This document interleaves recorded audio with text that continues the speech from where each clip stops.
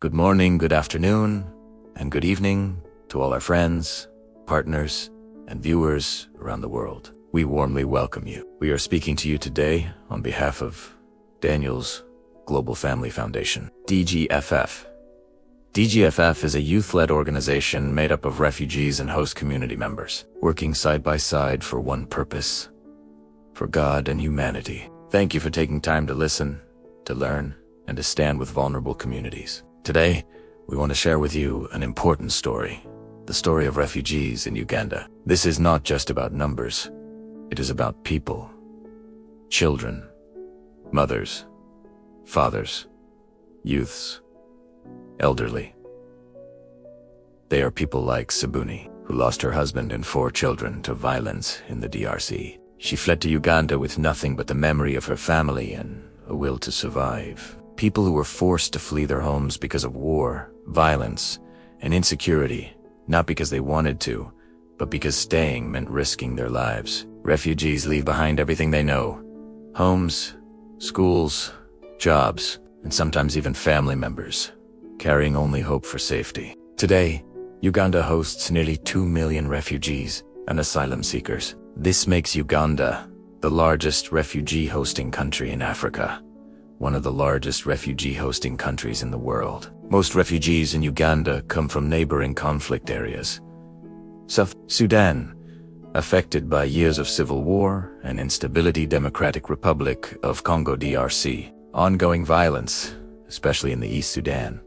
Conflict since 2023, others from Somalia, Eritrea, Rwanda, Burundi, and Ethiopia. These families crossed borders seeking peace. Almost 80% of refugees in Uganda are women and children. Think about that. Most refugees are mothers protecting their children, and children whose education and childhood were interrupted by war. They are not statistics. They're human beings with dreams, talents, and futures waiting to be rebuilt. Refugees in Uganda mostly live in open settlements, not closed camps. Places like Bidi, Nakivale, Kiriandango, Palarinya. Here, refugees live together with host communities, sharing land, schools, health centers, and markets. Here, stories of hope are written every day. Take Mahoro, a mother of 8 from Congo. She joined a women's farming group, and together, they cultivate rice, sing, and heal. When we are together, she says, we forget the difficulties we face. We heal from the trauma. Uganda's refugee policy allows freedom of movement, right to work, access to land, access to education and healthcare. This approach recognizes refugees as contributors, not burdens. But life is still very difficult. Despite Uganda's generosity, resources are stretched. Refugees face food shortages due to funding cuts, limited healthcare, especially for mothers and children, overcrowded schools, psychological trauma from war and displacement, limited clean water and sanitation. Think of Jaud, an 18-year-old from Sudan who dreamed of being a designer. War forced her to flee, and now she's starting over in a new school, several grades behind. Yet, she says, I am still strong. I want to continue with my education.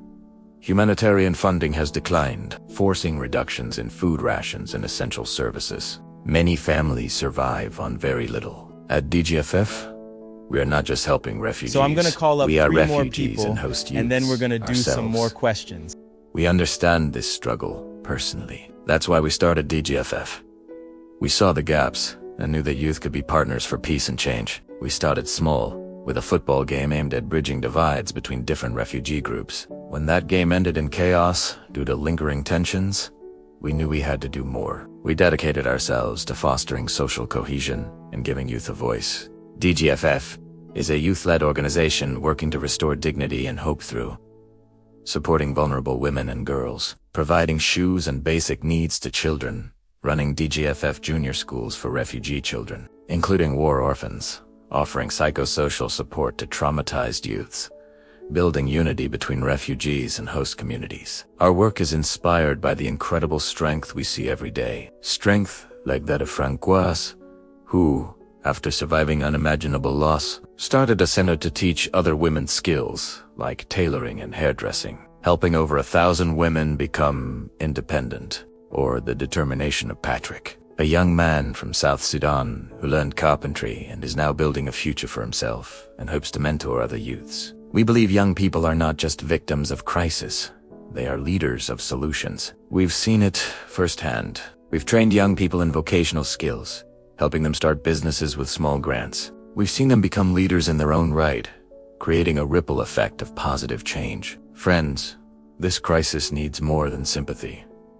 It needs solidarity. We invite you to stand with refugees, share their stories, partner with organizations like DGFF, pray for peace in conflict zones, advocate for dignity and humanity, and most importantly, join us. Join DGFF as volunteers, partners, supporters, and ambassadors of hope.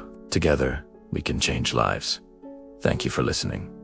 Thank you for caring. Thank you for believing in humanity. Please like, share, and subscribe to Daniel's Global Family Foundation, DGFF, on YouTube. Let us walk this journey together for God and humanity. May peace rise in every heart. Thank you